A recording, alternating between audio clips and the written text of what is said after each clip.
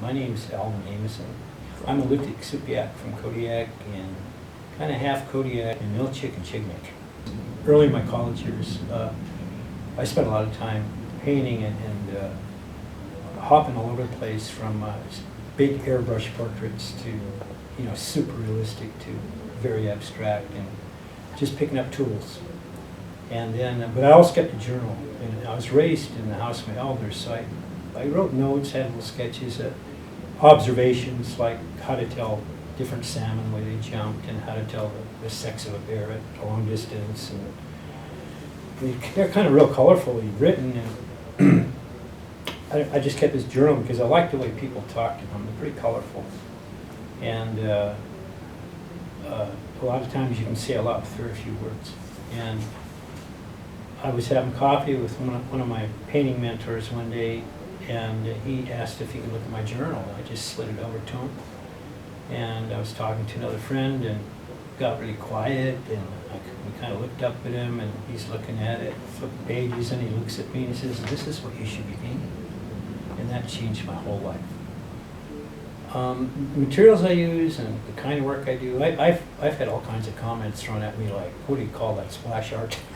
Yeah, I was raised to around a lot of waves, And I think it's nothing, maybe my content's from a different perspective because it is mine and from my experience and my families and the geography of the island, but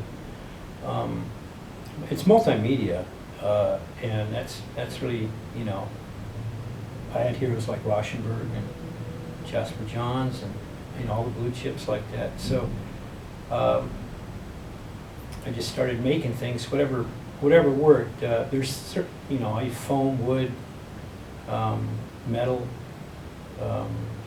occasionally plastics, but whatever can pull it off. I think the concept's more important than the material. And if you could be careful and have some kind of technical skills with whatever materials you're using, to keep the concept up front, people aren't going to look at what it's made out of. They're going to enjoy the piece. That's what I kind of strive for sometimes. I think I learned a long time ago that you can never judge or try to perceive what your audience is going to get off something. You just don't know. And so you just do what you do best for yourself. And if someone connects with it, fine. There are little things that you do, like I used to use a lot of Prussian blue because that's the color of the water when we have a nasty northeast coming in. It gets a dark blue, and the reason it gets dark is because you got wind making chop, which creates shadows, so everything gets darker. And that's a get home wind for us, get out of here. And no one else knows that when they're looking at my paintings, but it means something to me.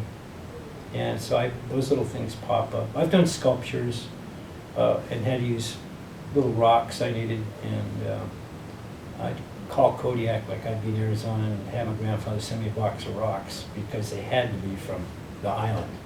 And no one else knows that. It's just, I don't know, it just seems important. I don't want to make my own fake art.